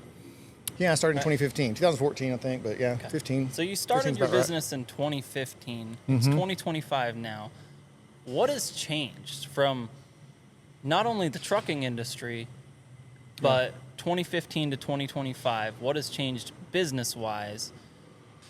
Like, what's the difference in running a business in 2015 versus 2025? The exact difference is that this market is extremely volatile now because of politics. It used to not be as volatile because of politics. If you have leadership at the White House that is Democratic, your business is going to be based off of their decisions and all of their programs that they roll out. And then when you get Trump in office, it's a polar opposite now. And so the extremes in the political world nowadays is highly affecting businesses in the trucking industry greater than it used to 10 years ago. 10 years ago, yeah, we were waiting for a new president to come in office, here and when that comes up, and that did affect your business a little bit. But as soon as that new president came into office, everything got back to normal and everything was level again. So back in 2015, things were a lot more level, no matter who you had in office. But now it's just politics really plays a big role in the industry and the market that you're in, and that's what's different about running a business in 2025 versus 2015 is the amount that the politics have, the influence that the politics have on your industry and your market make it a lot harder to run a business. A lot more ups and downs. It's more of a volatile market in 2025 than it is in 2015, for sure. So I used to not even pay attention to politics back in the old days. It didn't really affect my business that much. It wasn't, but ever since these last 4 years, and then the 4 years before that with Trump, I don't know, all of this, them getting upset about Trump being in office just changed the way the political view was. And since then, everything in our market right now is dependent on their decisions, and their decisions are so extreme, whether it's to the right or to the left.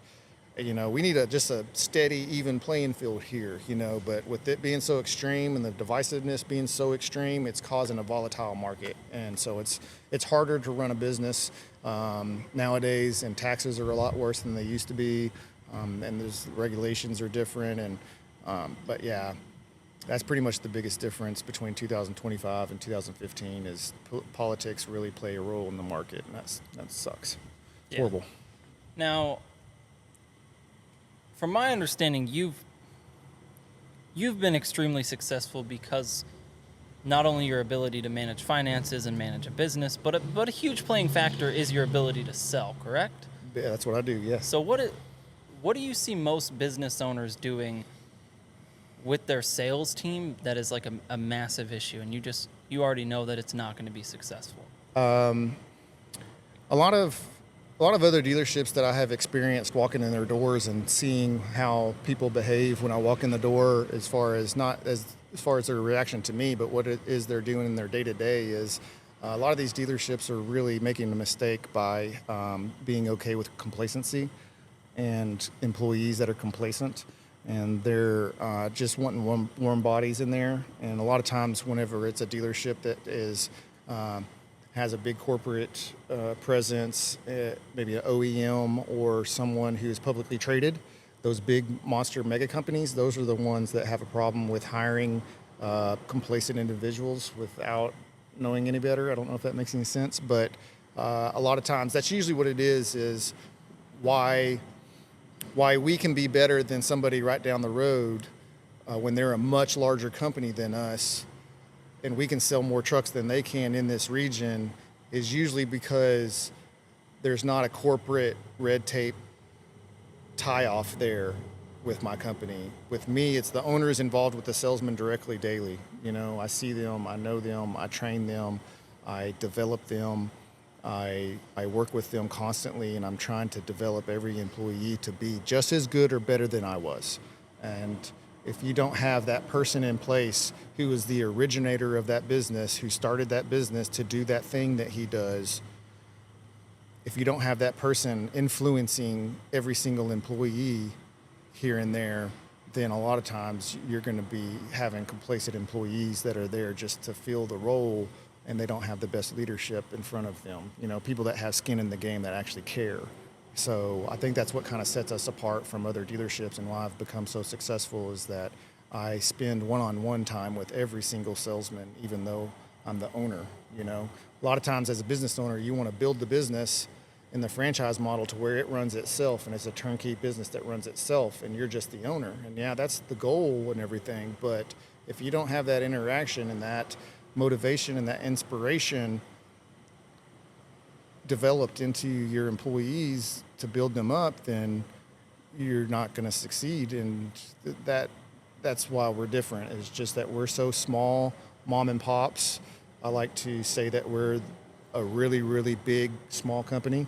And so we're big in size as far as the volume and the dollar amounts that we deal with, but we have that small hometown family feeling in the work environment, and everyone gets my attention as I can give it to them, and I'm able to develop them. So my point in business is to develop my employees to be just as good as me or better than me at selling semi-trucks. And that's what I have to do. I have to scale myself, I have to duplicate myself, and I have to make everyone just as good as I was at selling semi-trucks or better. As long as I'm doing that every day, we're going to be successful greatly. And we are successful because of that, so. Now, what about salesmen? Like being a salesman, there's kind of, I see a lot of people get frowned on for being a salesman. Yeah, there's a negative connotation to salesmen. Yeah, but which comes with reason. There's kind of two sides to it. There's the guy who sits at his desk and just takes leads as they come in, and he gets paid a little percentage and has a low salary and doesn't make much. Yeah. And then there's the guys who are killers and they make millions at it, which is why I personally, if I went back to working for someone, the only job I would take is sales, because I can an unlimited amount of money that you can make in sales. Right. You can be a salesman and make more money than a doctor. You can be a salesman and make more money than a lawyer. You can be a salesman and make more money than a politician. I mean, why go to school for 8 years to get your doctorate when you're only going to make $120,000 a year, when you can become a salesman and make $280,000 a year with no education and no college degree? You're right. But for salesmen, what is it that sets a salesman who makes $100,000 a year or $80,000 a year versus a salesman who makes $200,000, $300,000, $400,000 a year? What sets them apart? What sets them apart is the salesmen that make that lower amount of money that you mentioned are the guys that kind of sit around and wait for ups, and they're not very driven, and they're not going out there and getting the business and bringing it in. That's the difference between a mediocre salesman and a great salesman. A great salesman is going to blow up the phones and make 100 phone calls a day. He's going to be driving to fleets 100 miles away and going in and shaking somebody's hands. And this is a relationships business, and you have to make the relationships to be able to do the bigger deals. And if you want to step up in your sales career and be a really high-end salesman that makes a lot of money, you have to go out there and get it and bring it to you. Advertising is only going to get you so much. You can't over-advertise or out-advertise yourself into success. That's just not possible. You have to go out there and get the business and bring it in. Once you learn that skill set and you get proficient at it and you get good at it, then you can start climbing up into the 200s and 300s on sales. So it's just it's a mind state, relentlessness, or being resilient, being able to take the word no, being able to accept rejection, being able to still have the mindset to eat screen door and keep calling is very important. And just persistence and drive and never giving up and keeping your volume up at all times and going out there and getting it and making relationships and bringing them to you. That's how you become successful versus someone else. I feel like a good way to look at it might be almost as if you were a village that was eating off of deer that they bait in. Hunting. But what about the guy who wants to go out there and find more deer, right? There's already the deer that we baited in, but let's go find some more, right? You got your marketing, and then you got those killers who just go out there and find the deer themselves. I can put it in hunting perspective and analogy, as if, hunters are always a lot of times trying to hunt for that trophy. And it takes persistence to get that trophy. It takes dedication. It takes research. It takes a lot of skills to be able to get a trophy. And I kind of, if you were to put that in the sales terms of it, is when you're in a sales office and you're sitting there and you're making calls, you're cold calling, you're hunting for that big trophy. And it's a dialing for dollars game. It's a quantity game. The more calls you get, it's a numbers game. The more calls you get, the more outside sales calls you do, the more customers you touch, the more people you talk to, the more your chances are of getting that trophy, So it's like a lot of times I have my guys cold calling, and I used to have a picture of some ducks on the wall or some birds, and I'd be like, call, and they're like, you're hunting, man, just give me that trophy, And so they're at it, and the persistence to finally get that trophy. And then when they call a customer and he says, yeah, I'm looking to buy 10 trucks right now, you just got your trophy, now you got to close it. And so whenever you close it, that's like you harvesting that trophy and bringing it in. And then you want to be proud of it and show it to all your friends at how big of a trophy you just harvested, and that's what it is whenever you do a 10 truck deal and it actually closes and they pay for it. And then when they come and pick them off the yard, and then you get pictures with the customer shaking their hand in front of those 10 trucks, that's the trophy. You're always working for that trophy. Yeah, so. I mean, you got to get it in your sights, and then you got to make sure you hit it too. Yeah. You got to shoot the deer. Yeah. Man, what about what do you look for in a salesman? A salesperson. I kind of explained that whole dysfunctional family theory thing for entrepreneurs and stuff, and what the psychology of it is and all that. But I like to have a salesman that has a little bit of a chip on his shoulder, that has a lot of character, somebody that has been through some stuff in their life and they have something to prove. I can tell very quickly when I sit down with someone, with somebody when I'm interviewing them, whether or not they have that thing, that whether or not they have what it takes to be an amazing high performer. And I can read that very fastly. I'm educated in that and trained in that. And so, complacency is not what you want to hire or promote. You want somebody that just is very hungry. And the hunger part of it, you can't teach. That's not teachable. That a lot of times has to do with how they were raised, the environments they were raised in, and all of that kind of stuff. And if I see that hunger, that drive, that want, that need to make money, and that want to be successful, then I'll hire them. But if I feel like, they're a little bit ho-hum and have been raised in a very privileged life, and they haven't seen a lot of adversity in their life, and they don't have that hunger, then I tend to not hire people like that, Are you a book reader? I am a big book reader. These last few years leaders are readers, and that's what you do as a leader. You read, and a lot of entrepreneurs are the same way. I don't know if you've noticed, like Bill Gates and Elon Musk and Zuckerberg, they're really big readers. They read a lot of books, like a massive amount of books. I only read maybe 4 or 5 books a month, but I'm constantly trying to educate myself. And I read books on education, like business education and mental health and leadership and management and anything that has to do with my business. Anything that has to do with my business, I try to read books on to educate myself, because like I said, I've never been to college, and a really good way to educate yourself is through podcasts nowadays and long form, when you're getting all these specialized individuals doing very long podcasts, 3-hour podcasts on what it is they have a master's degree in, that kind of stuff. Watching that type of education is priceless. And then also reading books. And if you own a business, you better become a reader.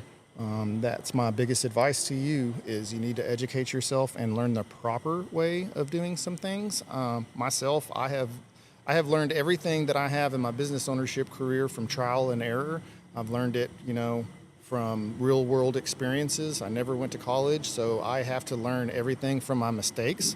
And it takes a lot of mistakes to learn, what it is that's taught in books. And so once I started reading a lot of books a few years ago, I really started cutting down that time on my mistakes. The time in which I would have to learn from a mistake that I experienced was a pretty long time that I had to have that exposure to give me those failures. But you shorten the distance once you start reading books and becoming educated. And so if you're a business owner, you really need to be reading a lot of books, and it helps you to be a better leader. Leaders are readers, you got to have an education in this stuff, or if you're just going to be making the mistakes and learning from your mistakes, a lot of those mistakes can cost you hundreds of thousands of dollars. And sometimes if you're reading books and you know not to make a certain type of mistake because of your education, well, you just saved $200,000 or $300,000. What would be your number one book recommendation for a aspiring business owner? For an aspiring business owner, something that I wish I would have learned a lot earlier is leadership. Leadership is an integral part of being able to own and operate a business. You open the business for that thing you do because you want to do it even more and get rich at it, but then you become this business manager and you're all of a sudden managing all these employees that you hired, and you have all these different departments, and if you don't know how to be a leader, a proper leader, then you're going to have a lot of turnaround, and people are not going to want to follow you, and you're going to lose a lot of employees, and it's going to cost you a lot of money, and so I can't remember what the question was. I ramble a little bit. That's good. I'll re-ask it. What is one specific book that you think any aspiring entrepreneur should read? Oh, yeah. One specific book that any entrepreneur should probably read would be The 21 Laws of Leadership from John Maxwell. That'd be a really good one. Being the skill of being able to be a good leader is what's going to help you develop your staff and get the results and effectiveness out of your staff, out of your managers, and out of your subordinates. And so I think the most important thing to do as a business owner is to learn how to become a good leader. And there's a lot of people out there that are not good leaders, and they are business owners, and that'll cause some major problems. And just because you're a good manager doesn't mean you're a good leader. Just because you're a good leader doesn't mean you're a good manager. A leader and a manager is two totally different things. And, you have, what do you call it? Oh, goodness gracious. I just lost my train of thought. But you have positional leaders. Positional leaders are ones that are given a title of leadership, but they don't know how to actually be a leader. Being a good leader is judged and gauged by how many followers you have. And if you say, hey, come on, guys, let's go over here, and only one person follows you and the other 10 people are sitting back there like with their hands in their pockets, well, that means you're not a good leader.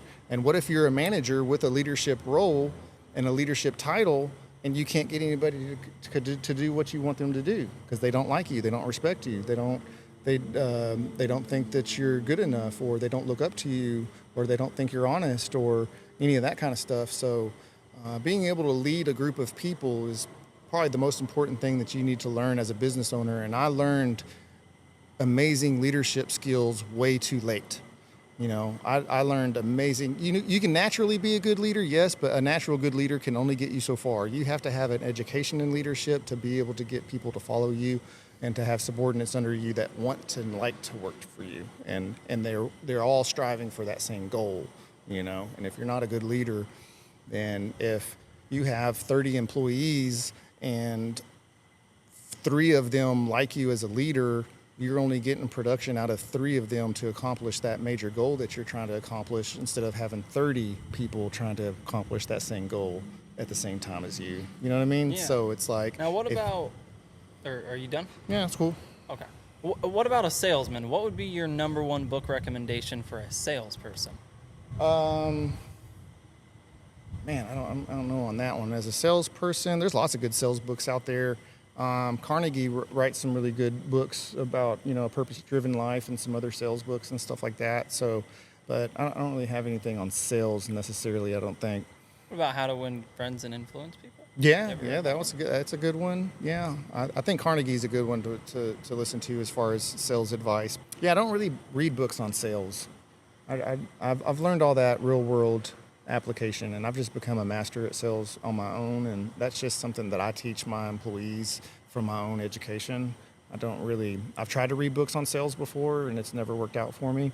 They've all been kind of bullshit, and I really just prefer to use my real world application and education and what I've experienced and what I've developed as a salesman to be, the top in the United States. I just use all that experience to teach my salesmen. But sales books, I haven't seen a lot out there that are any good.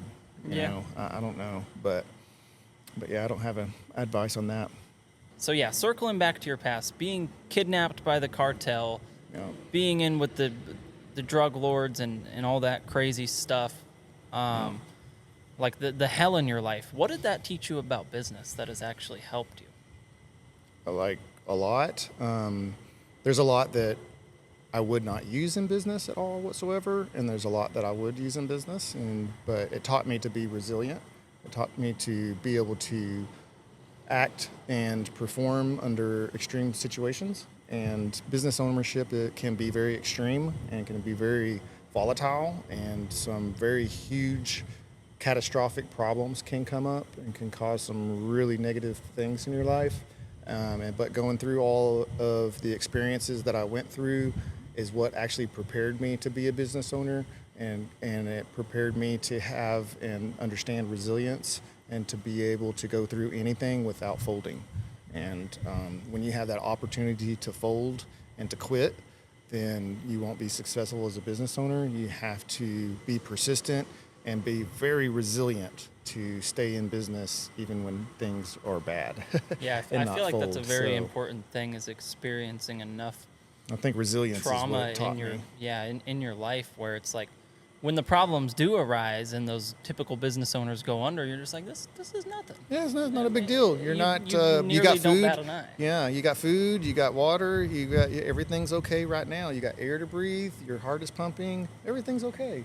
But when you're thinking, I'm $800,000 in debt, and this problem is happening, and I ain't got no cash flow, and I can't pay my payroll, catastrophe. And people start drinking, and then they get great, and then they want to go out of business. Everything's a catastrophe. But when you come from a real dynamic background and you've had a lot of extreme situations happen to you in your life, you can kind of stay calm, and you can weather the storm, and you can keep other people calm and tell everybody else everything's going to be okay. We'll get through this together. And then, there's a lot of bad feelings and emotions, and it's hard to deal with those things when things are bad, but then it starts picking up. And then if you're persistent and resilient, you can sit there and make those little changes to get everything rehabilitated, and then you're back off in the races again and you're being successful.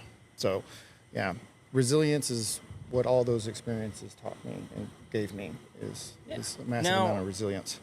Another thing I wanted to ask, a lot of people say keep family and business separate. Yeah. Now, they tell you don't have your family in your business. And I personally, I'm partners with my brother on both businesses, and I love it. And I think it's great. Obviously a strong bond there, but you've done it with a lot of your family, right? You've got your whole family working in your business pretty much. How do you manage that, and how do you go about not sticking to the norm of keep business and family separate? Yeah, that is some good advice for some people, that keeping family and business separate. There's some people that need to take that advice and actually do that, and then there's some people like me that I don't necessarily feel that way, and I also thrive in a family business environment, and I want to create something that is very sustainable and something that can create a little bit of generational wealth, or at least let the industry that has treated me so well also treat my family as well, and make them successful just like I was able to become successful in that industry. So we have, my wife works here, my son works here, my other son works here, my cousin works here, my brother has worked here and will be coming back probably. And I have more family that my daughter has worked here. She was our finance manager for a good amount of time, but she just moved to Dallas and is on to a new career. I've had pretty much most all of my family work in this business or is currently working in this business, and then plus another 20 employees on top of that. So I was kind of raised in a family business environment by the man who mentored me and taught me how to do this type of business. So I've seen the examples of that. I've seen the downfalls and the positives from it, and the positives outweigh the negatives. So if you were to get a piece of paper out and you draw a line in the middle, and you put pros on one side and cons on the other side, and you put family as a subject on top, and you start writing out all the pros and you start writing out all the pros outweigh the cons for me. So I tend to make my decision based off of the pros and not the cons. But one thing that can be hard with family and business is when you operate a business and you have family members working together in that business, things that are really, really good are really, really, really good. When things that are really, really bad are really, really bad. It's like it's amplified. The good is extremely good, and the bad is way worse than with other employees. You know, it's just it's a lot more dynamic. The goods and the bads are hyper And do you think that's They're because there's intensive. more emotions brought into it? because you have emotional tie to that person. Yeah, and so a lot of times when you're emotionally tied to a person that you've lived with your entire life, the bad can be really, really, really bad. The good, though, can be really, really, really good. So I just try to have and practice and build a family working environment where the good is great and there's a lot more good than there is bad. And we try to manage the bad, and set rules and set boundaries and put boundaries in place so that they know you're not working for dad. Whenever I drive into this gate, I'm the owner. You work for, I'm the leader, and that's how you're supposed to treat me. And then when we leave that gate, I'm your dad, and we talk like son and father and son. But when we're in the business place, as long as each person treats each other like an employee, that's what is the most important part. But once you start, mixing your family emotions and business in the workplace and in the work environment, that's where it kind of gets a little bit volatile. So you have to be able to make that separation. At home, I'm dad, or at home, I'm your brother, at home, I'm your wife, or at home, I'm your sister, or whatever. But when we're at work, you're my finance manager, or you're our salesman, or you're our lot coordinator, or you're our mechanic, or you're our accountant, and we treat each other like business-like, in the professional sense. And so it's hard to teach and train young kids to be professional in a family environment, but that's what I have to do, is teach them how to be business professional with their family members, and not get overly mad at a family member for them saying no to something. You've got to respect that the owner said no, or you got to respect that your boss said no. You're not. Family members want to argue more with other family members at work. And if one family member is in a leadership role and the other family member is an employee subordinate role, well, that subordinate a lot of times feels the need when they ask a question and they get direction to give their input.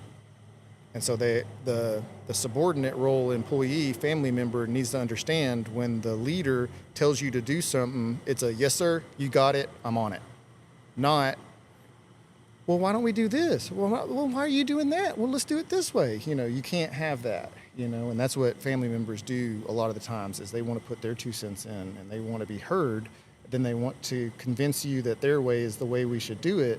But that's not the relationship we have at work. I'm the leader. I'm telling you what it is that is our direction and the way that we're going. I don't need to hear, any talk back about that, or necessarily. There's time in which I will give employees to give feedback, but right now is not that time. I'm giving you direction, and I need you to absorb that direction and do the task at hand.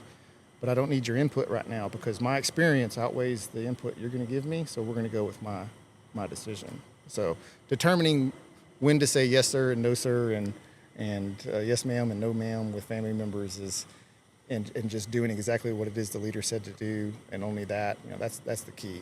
How important do you think health and mental health are in business? Oh, very, very important. You have to have a good mental health, and you also have to have a good physical health. And there's a lot of other health, that you have to be a good business owner. You can't be lopsided and too far in one of them. It takes a circle of things that you have to be healthy in for you to have a good, consistent mental health while being a business owner. You've got to be healthy. You have to have good mental health and work on good mental health practices. You have to have good physical health and practice good physical health practices.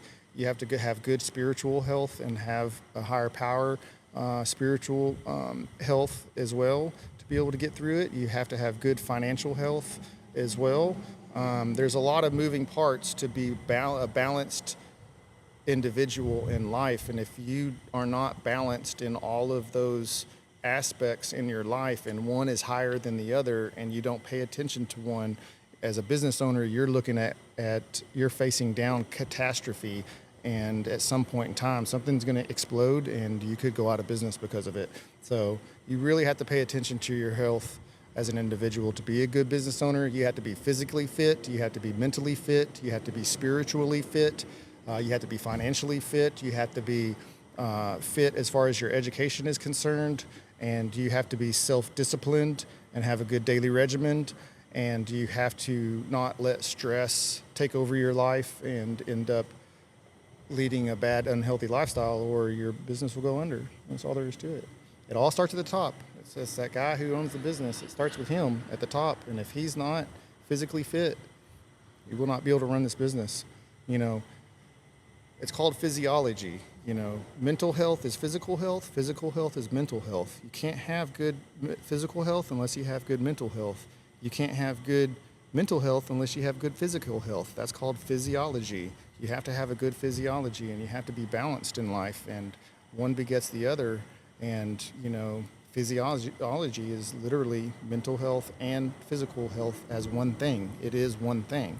So you have to have a really good physiology and a good mental health and physical health to be able to be a good leader for someone else, to be able to be a good owner for someone else. Same thing with a relationship with a woman or with a man, you know, is you have to be the best you can be to be healthy for that other person so that you don't cause harm. And as a business owner, you have to be a physical specimen, you have to be in good shape, you have to be in good mental health, you have to have a good relationship with your higher power, you have to have a good spiritual health, financial health, and educational health to be able to operate a business properly so that you are good for those employees. But if you're unhealthy and you don't have your life together, then you're going to be spewing out unhealthy behaviors on other people, and they're not going to want to work for you. And then your business will implode and you'll go out of business. And so it starts with the owner. The owner has to be a healthy person. And I've always looked at it like you'll see a lot of business owners ignoring their health to focus on wealth. But I always circle back I've done to that. I always circle back to rule number one is don't die. Your wealth will not matter if you That's die. right. So Yeah. focus on your health at least as much as you focus on your wealth, and make sure that That's you're healthy, right. because you might build a massive business, Yeah. but you might die in the process. So rule Yeah. number one for me is always don't die. Focus Yeah, on that's that. right. Stay healthy, and everything's okay right now. I've got air to breathe. I got food on the table. My heart is pumping blood. I have oxygen in my blood.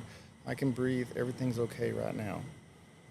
Just don't worry about all those other things, you know. You got to worry about your health first. And let's not get it twisted. If you have a big company and you own a big business, you have a lot of people who depend on you, and you are responsible for the food on their table at times. I mean, they're responsible for themselves, yes, but you know, you carry around this weight as a business owner, feeling obligated or feeling like you're responsible for other people's lives sometimes. And in a sense, you kind of are. You know, they're responsible for their own life, but what it is, the application that you're providing them is the well-being of their family. And so I carry around a burden of every day I'm walking around feeling responsible for 25 people. And you've got to be able to separate that, though, and not have those feelings. And if you feel like you're responsible and you're in a position where you're responsible for other people, you know, you have to be physically fit and mentally fit to be able to carry that load. And the mind is a crazy thing, and it will make you think that you're responsible for all these people, when in reality you're just giving them the application for them to be successful. But as a business owner, you carry around a lot of weight with you, and that stress can cause havoc on your body and in your life, and it can make you spiral out of control trying to deal with that stress. And you can really cause some major harm in your personal life and in your business if you're not a specimen.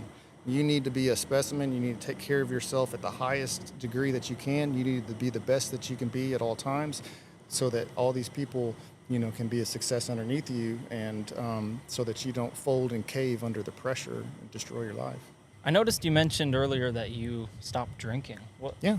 What led you to stop drinking? Yeah, I no longer drink alcohol. I don't partake in any kind of substances that alter my mind. I don't like to do that, and it is a thing that's legitimate for business owners to have alcohol and drug problems. It's legitimate, and the weight of the stress that you deal with every day whenever you go home, a lot of business owners, they go home and they're just completely wired, and they have used the processing in their brain so much and so rapidly, and they go home with stresses every night. different stresses, and it gets to a point where a lot of business owners start leaning on alcohol to cope with a lot of their stresses, and it's a very unhealthy coping mechanism that a lot of business owners like to gravitate towards, because it gets to a point where you go home and you use the alcohol or have a drink to either celebrate a big deal. It's like, oh, I just did a big deal, made a lot of money. Yeah, go home and have a drink.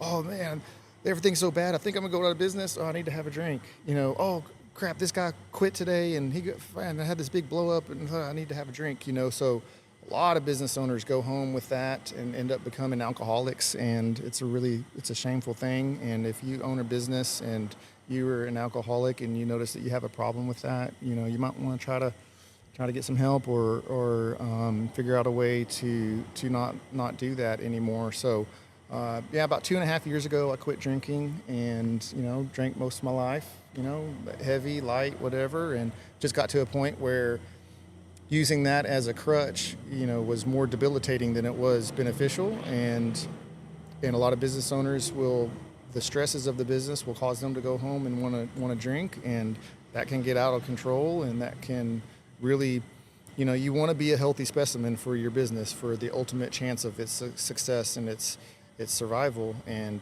drinking is a very unhealthy thing to do, and it will wreak havoc on a business owner's life. And if I could give anybody some advice to business ownership, try to keep the drinking down. Don't use it as a crutch to help you manage or to help you get through the problems of business ownership. So that's my advice on that. Alrighty, guys, we're going to wrap this one up. Wrap it up. Oliver, thank you. You got an amazing story. Thank we'll you. definitely be back for more, and hopefully even be helping Oliver with a personal page for him to continue telling his story and giving out great advice, and that'd be awesome. So, yeah guys, thanks for watching. Thank you.